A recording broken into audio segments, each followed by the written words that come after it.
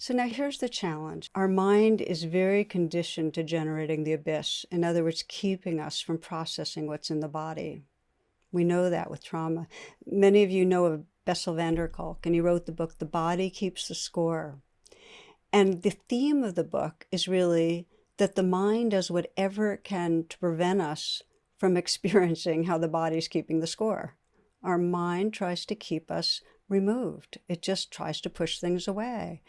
So we need others to help us create a safe space to be able to really open into what's there. And we can on our own explore also how to do it. We can use RAIN, which is basically the two wings of mindfulness and compassion. And we can explore how do we deepen a nurturing presence. Every one of us is trying to find our pathways to belonging to something larger. And I'll share a personal story that kind of shows how I found my way and now keep on repeating and repeating to deepen the pathway. So my repeating trance experience over the years was to build up evidence of falling short and then sink into some sense of self-aversion or shame. And at the root was fear of failure. You know, if I fail to be a good, worthy person, then I'll lose love. That's my, shorthand psycho-bio. The fear of failure and losing love. And I had a really strong uprising of it one year, and it happened right after the holidays when I had been with my family, and I went to the forest refuge, a retreat. And of course, as you're finding out, as soon as the distractions are gone, it's like, free time for everybody, every shadow part to have its day. And I just dove into stuckness, this familiar place, that how my family had triggered parts of myself I don't like, where I get controlling, judgmental, inattentive, self-centered, insensitive, things I don't like saying out loud, but happen. And there I was on my own at retreat, just having to face that these beings I love so much, I had been in a reactive space and created some separation. My parents aging, sibs that I don't see so often. So there I was, and I decided to do RAIN with it. And I recognized self-aversion, allowed it to be there. I investigated and, found this kind of core sense, as I described, of bad personhood, this failure, loss. And I could feel it in my body, it was fear and shame, a kind of sinking hole in my gut and kind of my heart bound. And I breathed with it and I offered words of nurturing, and it didn't budge. I mean, nothing, zero. I just couldn't get near it. And I got this really sick, desperate feeling. It was almost like the parts of me that believed in my badness were digging in their heels saying, no, this is true. You really are failing. Something really is, wrong with you. And so I just want to make a comment standing back that the inability to nurture is an invitation to deepen attention to the vulnerability. That's all it is. If we can't nurture, it's some place in us saying, no, you got to go deeper, get more intimate. So that's what I did. I went inside that feeling of failing and that fear and that core not lovable place, and gave it a voice. I just said, okay, what do you want? What do you want to express? And it was this almost like a pleading, please love me. Just please love me.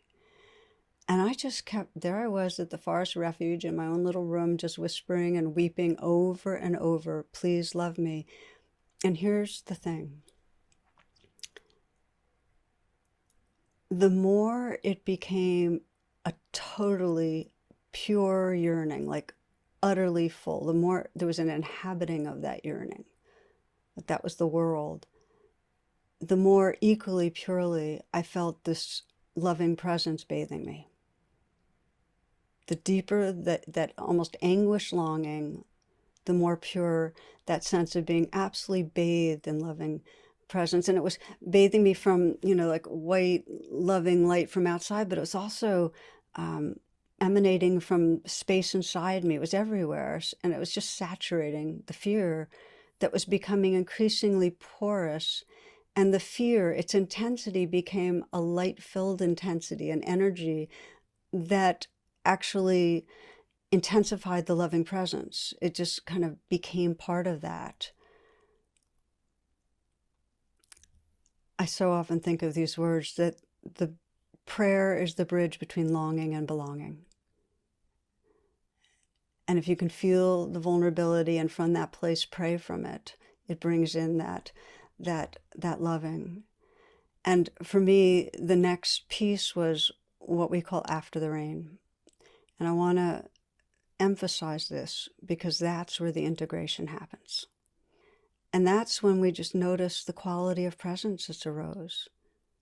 And we be that awareness, just be that awareness. And that's what happened. There was this clear shift from where I started, from this aversive, fearful self to being this field of loving awareness. And then, and also through every day of my practice, my path is getting familiar with it, so it becomes more the truth of who I am than any narrative, any set of beliefs.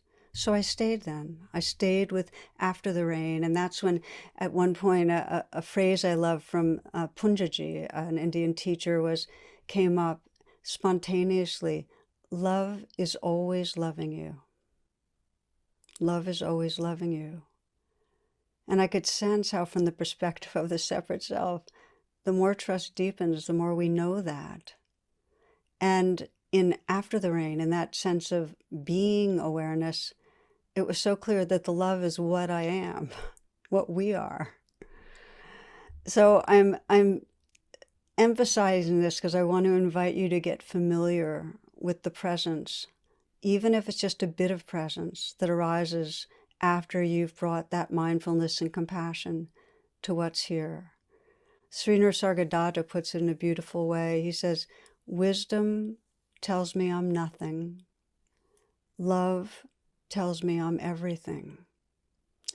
And between the two, my life flows.